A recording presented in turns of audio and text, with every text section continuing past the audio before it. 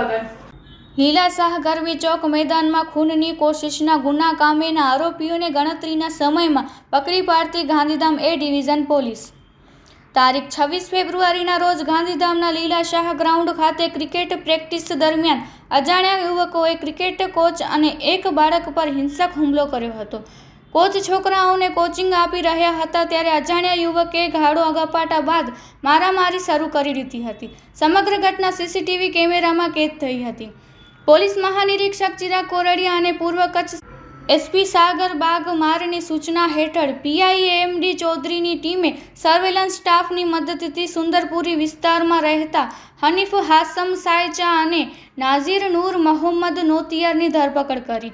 આરોપીઓ પાસેથી હુમલામાં વપરાયેલ ક્રિકેટ બેટ પણ કબજે કરી આ આરોપીઓએ ફરિયાદી અને તેમના પુત્રને ગંભીર ઇજાઓ પહોંચાડી જીવલેણ હુમલો કર્યો હતો, જે બદલ બીએનએસની વિવિધ કલમો હેઠળ ગુનો નોંધી આરોપીઓને સાથે રાખી સમગ્ર ઘટનાનું રિકન્સ્ટ્રક્શન કરવામાં આવ્યું હતું।